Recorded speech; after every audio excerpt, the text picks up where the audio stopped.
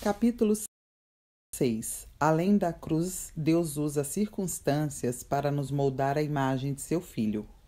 A cruz é essa possibilidade que Deus dá de escolher entrar no molde. Mas digamos que em algumas fases da vida não estejamos muito inspirados ou negligenciamos a cruz. O que vai acontecer? Deus usa outra ferramenta. Deus usa as circunstâncias. Vemos exaustivamente na Bíblia a figura do oleiro e do barro. Em 2 Coríntios 4:7 lemos: Temos, porém, este tesouro em vasos de barro, para que a excelência do poder seja de Deus e não nossa. A Bíblia está dizendo que somos vasos de barro. Quem trabalha com vaso, barro, argila, utensílios de barro? O oleiro. Toda vez que a Bíblia estabelece uma figura, um símbolo ou um tipo, devemos estudar o símbolo para entender o que ela está querendo dizer. Então, de acordo com o texto que lemos, somos chamados de vasos de barro. Para complementar essa figura, vamos usar o texto de Isaías 64:8, que diz: Mas agora, ó Senhor, Tu és nosso Pai. Nós somos o barro e Tu nosso oleiro, e todos nós, obra das Tuas mãos. Em outro texto, a Bíblia diz que o oleiro tem a prerrogativa de quebrar o vaso e começar tudo de novo. Como funciona isso? Todo oleiro tem um par de mãos. Se ele tem algum problema físico e não tem as duas mãos completamente operantes, não pode ser oleiro. E o oleiro, com suas duas mãos, exerce dois tipos de pressão. Uma interior, a mão dentro do vaso. O Espírito de Deus trabalha dentro de você, trazendo convicção de pecado, revelação da palavra, impelindo-o a tomar decisões. Essa é a mão interna do oleiro. Ela produz uma pressão, sim, é uma pressão para expandir o vaso. Mas essa pressão tem um limite, que é o limite da mão que age externamente. Todo oleiro precisa ter essa mão externa trabalhando. Caso contrário, o vaso vai expandindo e explode. A mão externa do oleiro é o que impede de explodir. Por outro lado, é a mão externa que dá a forma visível para o mundo exterior do que prevalece em você depois do operar de Deus em sua vida. Portanto, a mão externa de Deus fala das circunstâncias que vão moldar em você o seu caráter, o qual vai ser visto pelas pessoas. Se o oleiro tivesse só a pressão externa, você iria implodir. Deus é equilibrado ao tratar com você. Ele sabe a dosagem certa que você aguenta. Não vai além, nem fica aquém. O oleiro é competente para trabalhar em sua vida, caro irmão. O mais maravilhoso é que todo esse processo começou há muito tempo atrás. Você certamente nem é consciente desse tratar divino em sua vida. Nós não começamos a nos tornar um vaso recentemente. Antes, você era apenas um monte de argila dura, seca e inútil. Nesse ponto, quando identificamos que estamos nos tornando um belo vaso, o processo já está muito avançado. Nós, na verdade, somos apenas barro.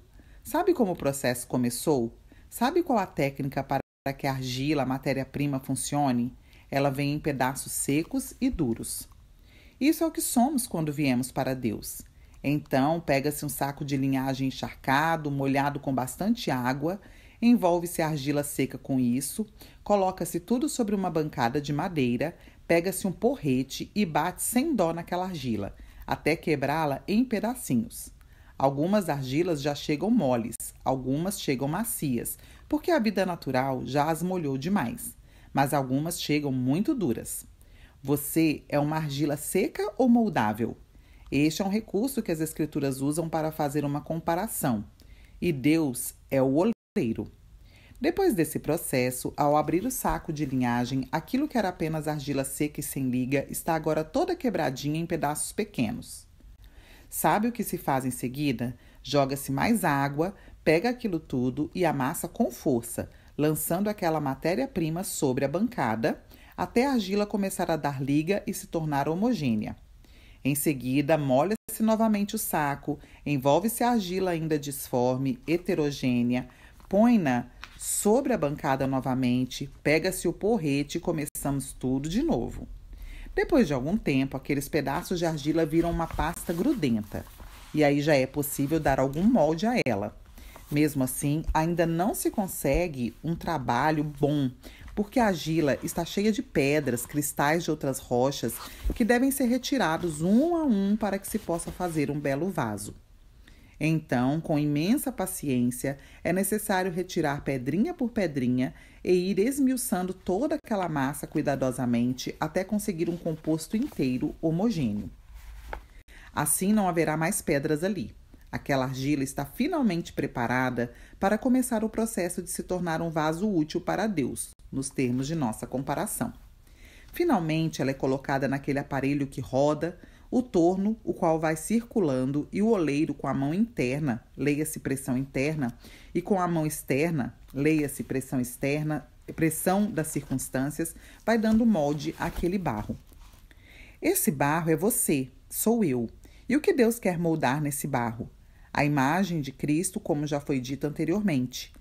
Aqui temos então, finalmente, um princípio maravilhoso.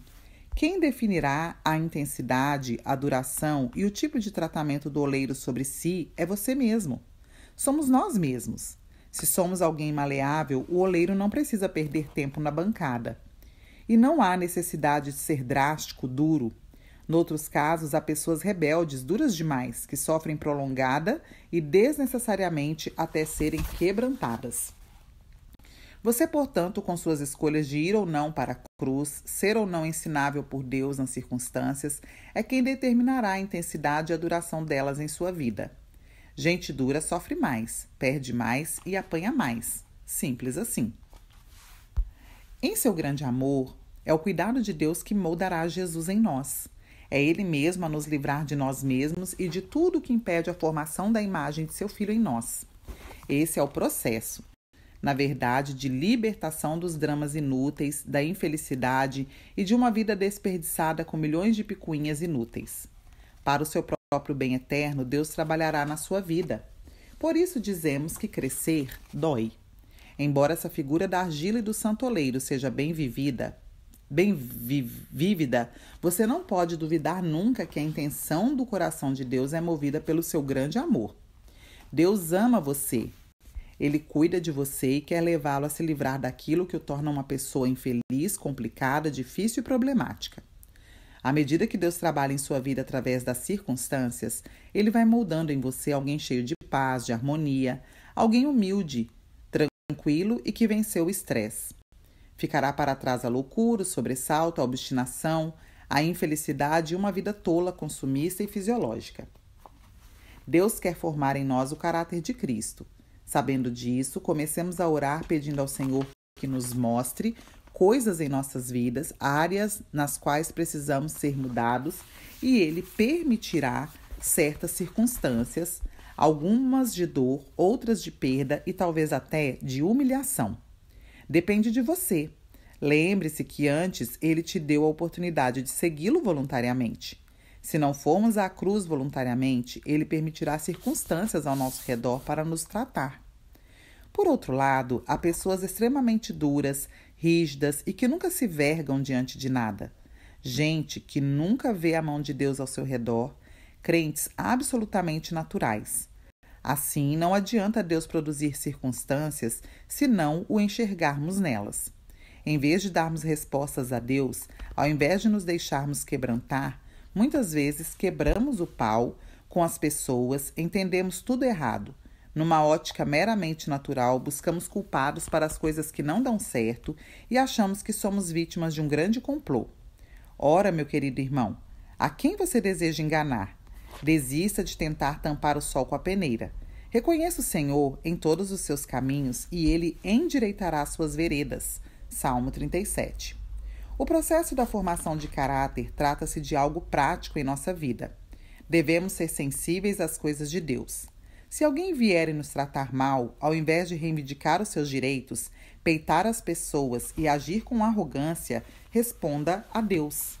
Leia as circunstâncias ao seu derredor como oportunidades de transformação editadas pelo Senhor de sua vida e de todos os seus destinos.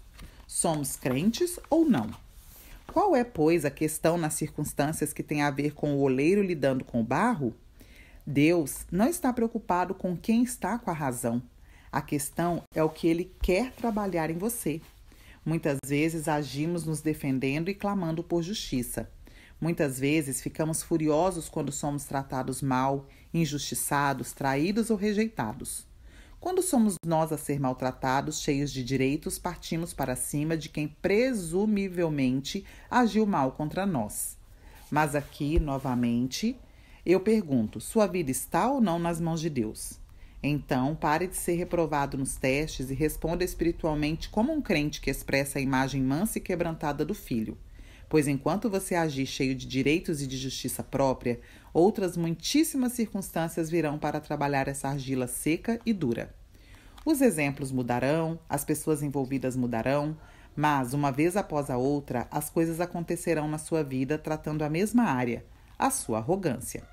A imagem de Jesus em nós é o resultado do trabalhar direto do Espírito Santo em nós. Não é consequência de esforço nosso. Deus não vai produzir humildade porque agora você vai exercer sua força de vontade para ser humilde. Ele vai fazer isso à medida que você decidir, em nome de Jesus, a submeter e subjugar seus direitos. A cada dia, milhares de circunstâncias te rodeiam, apontando nessa direção maravilhosa. A questão não é quem tem direitos, porque muitas vezes é você quem está com direitos a serem reivindicados.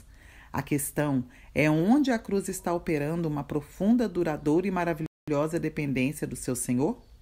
Quando você tem direitos, mas decide renunciar por amor do Evangelho, por amor do testemunho de Cristo, respondendo a Deus, então, finalmente, estará sendo ensinável nas circunstâncias e tomando a cruz. Deus mesmo o aprovará e promoverá, pois lembre-se, o caminho para reinar é a cruz. O caminho do trono é a cruz. É uma cruz. Para formar o caráter de Cristo em nós, Deus vai usar circunstâncias, seja na escola, na universidade, no trabalho, ao lidar com os pais, com a esposa, em cada circunstância do seu dia a dia. Deus usará todas as circunstâncias, mesmo aquelas que são consequências de erros nossos ou do agir do diabo. Se o diabo aprontou uma, não tema. Nosso Senhor tem meios de mudar o mal em bem. Deus mesmo usará aquilo para o seu progresso, o seu avanço e para o seu bem. A Bíblia diz que Deus faz com que todas as coisas cooperem para o bem. Leia-se aperfeiçoamento daqueles que o amam, daqueles que são chamados segundo o seu propósito. Romanos 8:26. Deus tem um propósito em sua vida. Ele vai usar até o diabo. Deus usou Batseba, a mulher do comandante do exército do rei Davi, a pivô do adultério e do escândalo, para trazer Salomão, filho de Davi, e colocá-lo na linhagem direta de Jesus. Deus vai usar todas as circunstâncias, vai usar seu pai, sua mãe, seu cônjuge, a enfermidade. Não é Deus quem traz a enfermidade, mas na enfermidade você começará a orar, descansará nele, ouvirá a Deus. Deus mesmo usará as pessoas para quebrantá-lo. Tome a cruz. Talvez você esteja lidando com seu cônjuge na base da cobrança. Mas as cobranças produzem tristeza. Alguém cobrado o tempo todo sente-se desqualificado e isso, ao invés de aproximar, afasta as pessoas. Decida não cobrar mais. Decida elogiar, encorajar e amar. Quando você parar de cobrar porque entendeu este princípio espiritual, os conflitos vão acabar e seu cônjuge começará a fazer as coisas. Incrível como a cruz funciona para produzir o caráter de Cristo. Como bom oleiro, Deus usa circunstâncias naturais para nos moldar. Muitas vezes Deus usa as mãos de parentes, da sogra, dos filhos, de pessoas próximas. Mas sabe qual é o problema muitas vezes? Queremos que a mão de Deus seja sempre uma mão que venha para nos agradar, nos dar presentes, tratar bem, paparicar, amar. Todavia, às vezes, a mão de Deus precisa ser uma mão cirúrgica, que arranca galhos secos, espinhos, coisas que precisam ser limpas de acordo com João 15, e não queremos isso. O galho que produz fruto, ele limpa. Não deve ser agradável, como galhos que somos, alguém passar uma faca em nós e começar a arrancar pedaços. A bondade de Deus vai se expressar através de gente difícil, pois aquelas que nos são dóceis e agradáveis não produzem nenhuma mudança em nossas vidas e nosso caráter. Deus usará as pessoas mais difíceis para isso. Gente capaz de nos causar dor, genuínas ínguas de caroço. Mas sabe o que é maravilhoso? Se temos revelação, amaremos a cruz ao invés de desprezá-la. A verdade é que a mão de Deus se revelará em amor por nós, usando essas pessoas que mais nos são doloridas. Ó benditas mãos! Eu nunca tive problema grave com autoridade em minha infância. Em minha adolescência, nunca fui parar em delegacia, em diretoria de escola, nunca fui suspenso de aulas por rebeldia. Por isso, acreditava que era uma pessoa muito boa. Durante o meu tempo de escola bíblica, entretanto, Deus me colocou na mão de um diretor muito duro. Naquela época, eu estava orando diligentemente para que Deus moldasse em mim o caráter e a imagem de Jesus. Insistentemente, eu estava a suplicar: ó Senhor, trata comigo, molda em mim o caráter de Cristo. Aconteceu que, numa ocasião, um aluno deixou cair o ferro de passar roupa que tinha comprado naquela semana e ele quebrou. O diretor então reuniu todos os alunos e disse: agora vocês vão ter de coletar o dinheiro entre vocês e comprar um novo ferro de passar roupas. Esta é a terceira vez que isso acontece. Vocês estão achando que isso aqui é a casa da sogra? Eu achei aquilo justo. Por ter comprado algo numa loja por aqueles dias, eu estava muito bem informado acerca dos preços de ferros de passar roupas. Naqueles dias, a inflação que alterava os preços das coisas mudava diariamente em nosso país. O preço de coisas comuns era diferente em cada lugar. No meio daquela reunião com os alunos, a esposa do pastor, que também estava na reunião, disse: o preço do ferro de passar em tal loja é tanto. E eu, na maior simplicidade, falei: não, irmã, não é esse valor, não. Eu estou melhor informado do que a senhora. Na loja tal é tanto. Ela replicou e disse: não, eu fui me informar e eu vi que o preço é tanto. Por estar convicto, eu vim com a tréplica e falei: não é isso, eu vi ontem, o preço é tanto. O pastor diretor esposo publicamente veio aos berros e bradou: você, cale essa boca agora. Então pensei: como é que esse cara tem a petulância de me mandar calar a boca na frente de todo mundo? Eu devia ter 22 anos na época do ocorrido e minha vontade era voar na goela dele e cobri-lo de murros na cara. Isso era o que eu sentia vontade de fazer, era o que eu estava pensando fazer. Eu estava pegando fogo, um vulcão em erupção. Acabada a reunião, eu fui procurá-lo e disse: escuta aqui, como você me manda calar a boca na frente das pessoas me humilhando daquela forma? Ao que respondeu o diretor: pegue todas as suas coisas e vá embora daqui. Você não está preparado para responder a Deus e ter um ministério. Saí dali bufando de raiva a caminho do meu quarto para arrumar as malas e ir embora. Ao chegar no quarto, o Espírito Santo me falou: você acaba de ser reprovado no teste. Pecou e pecou feio. Eu não me importo com quem tem ou não razão sobre o preço de ferros de passar roupa. Não me importa quem está com a razão. O fato é que você não entende nada da cruz e do que tanto pede acerca da formação da minha imagem em sua vida. Saí dali em lágrimas e fui na mesma hora para a casa do diretor e me humilhei pedindo perdão pela minha atitude tola e infantil. Sua resposta foi: olha, eu vou desconsiderar o que aconteceu e o fato de você ter sido tão desrespeitoso. Eu não o expulso do Instituto Bíblico porque você tem vida com Deus, você ora. Deus falará com você. Então vá orar e depois a gente conversa. Infelizmente, nesse caso, eu já tinha tomado bomba no teste e sido reprovado. Outras circunstâncias se seguiram para tratar a mesma área da minha vida, o que de fato aconteceu até eu ser aprovado por Deus nisso. Passado um ano, tivemos um festival de teatro evangélico e alugaram o Teatro Goiânia, o mais importante da região. Havia gente de todas as igrejas expondo seu trabalho e nossa turma da igreja estava concorrendo também. Nossa peça de teatro era espetacular.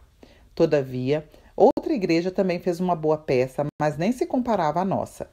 Aquela outra igreja venceu o concurso. Um colega do diretor do grupo vencedor era o líder dos jurados, e não sei por que tomei as dores do meu pessoal, que ficou em segundo lugar. Que injustiça é essa? Lá fui eu a confrontar os jurados todos. Oh, que vergonha eu tenho disso, eu dizia. Quem são vocês para julgarem assim essas pessoas que trabalharam tanto? Vocês não entendem nada de teatro, como se eu entendesse. Cheguei até esse irmão, que era o vice-diretor do Instituto Bíblico, e quebrei o pau. Ele então disse: você acha que pode falar as coisas assim sem pensar, sem considerar? Tome cuidado. Deus pode estar querendo trabalhar em sua vida e você nunca vê isso. Passado algum tempo, tentei consertar o que tinha feito, mas eu já tinha tomado bomba novamente no mesmo teste. Após concluir a escola bíblica, o meu pastor, que me dissera que me ordenaria ao ministério após a minha conclusão do curso, simplesmente permaneceu em silêncio. Entendi isso como algo vindo de Deus e não fui atrás a reivindicar nada. Concluí que no tempo certo, Deus mesmo me levantaria. Assim, consegui uma excelente oportunidade de trabalho como redator publicitário, recebendo um salário muito bom. Comecei a trabalhar numa afiliada da maior emissora de televisão do Brasil. Eles possuíam também um sistema de rádio e jornal. E imagina com quem Deus me pôs para trabalhar? Meu chefe tinha sido paraquedista do Exército e nos testes psicológicos de agressividade ele beirava a insanidade. O cara era enorme, grosseiro e bruto. Começamos a trabalhar juntos e fui o primeiro redator publicitário depois dele a ser contratado. Foi ele a pessoa responsável por me contratar. Com o tempo ficamos até amigos e eu era o último a sair do departamento porque era minha a responsabilidade a revisão dos textos que iam ser publicados no jornal no dia seguinte. Assim, era normal esperar o departamento de artes trabalhar e depois, por último, eu sair. Certo dia ele me disse: "Estou com o carro aqui se quiser carona." "Ok, vou com você, obrigado", respondi. Chegou a hora de ir embora e ele disse: "Já vou, vamos?" Ao que respondi: "Não terminei ainda minha tarefa de revisão para amanhã." Ele julgou que o atraso tinha sido responsabilidade minha, mas não era. O problema do atraso não tinha sido causado por mim, pois o departamento de artes ainda não tinha liberado o material e eu não podia revisar nada enquanto isso não acontecesse. Ele, entretanto, achou que eu é que tinha atrasado o meu trabalho. Então, aos berros e a plenos pulmões, ele salivou da bocarra e bateu com a mão na mesa com toda a sua força, dizendo: "Incompetente." Todas as salas vizinhas ao meu departamento puderam ouvir aquilo. Dessa vez, entretanto, eu já tinha percepção do que estava acontecendo, que aquilo não era normal, mas espiritual. Não era possível a terceira situação. Como eu ia responder? Eu precisava responder a Deus e não queria esperar pelo terceiro teste na mesma área. Mesmo com o sangue quente, me calei, abaixei a cabeça e fui fazer o meu trabalho me sentindo injustiçado, exposto e muito humilhado. A minha vontade, na hora, era também voar na goela dele, como aconteceu com o diretor da escola bíblica, com o vice-diretor e em outras circunstâncias. Mas se eu fizesse isso, seria reprovado por Deus pela terceira vez. Além disso, eu iria perder o emprego, sem falar que o cara era muito grande e eu poderia apanhar muito. Deus me colocou naquela circunstância na qual era eu quem só tinha a perder e a perder muito. Fui orar, procurei Deus no meu espírito. Respondi a ele integralmente. No dia seguinte, o meu chefe viu que o departamento de artes é que não tinha liberado o material para eu revisar a tempo e que ele tinha agido com exagero e extrema injustiça. Ficou com vergonha, mas por defensiva já chegou empurrando a porta e nem conversou comigo. Eu sabia que precisava me humilhar. Esse era o ponto. A maneira de vencer a estupidez, a brutalidade, a ignorância não é tendo a razão, tendo o direito, é indo perfeitamente e morrendo na cruz. Naquela manhã, o office boy do departamento chegou e lhe pedi para ir à lanchonete comprar uns pães de queijo e um café para mim. Aproveitei para pedir também que ele comprasse um café da manhã para o meu chefe. Ao ouvir o pedido, meu chefe retrucou de sua mesa ainda na defensiva. "Para mim, não compre nada." Eu insisti. "Vá, Valdemir, compre os pães de queijo e traga o café para nós." Ele trouxe para mim o que tinha pedido, então montei a bandeja e fui até a mesa do meu chefe que me ofendera na tarde anterior para servi-lo. Diante da cena, ele só replicou: "Tá bom, mas só vou tomar o café", constrangido com a minha atitude. Depois disso, nosso relacionamento foi crescendo e naquela época eu me tornei o melhor amigo dele. Quando finalmente saí daquele trabalho para assumir o ministério em tempo integral, ele foi para o seu escritório, fechou a porta e chorou a tarde inteira. Foi o que disse a sua esposa para a minha. O que aconteceu de diferente? Deus produziu alguma forma naquele barro que era eu. Como você acha que Deus vai moldá-lo? Só ouvindo pregações? Só adorando sem dar outras respostas?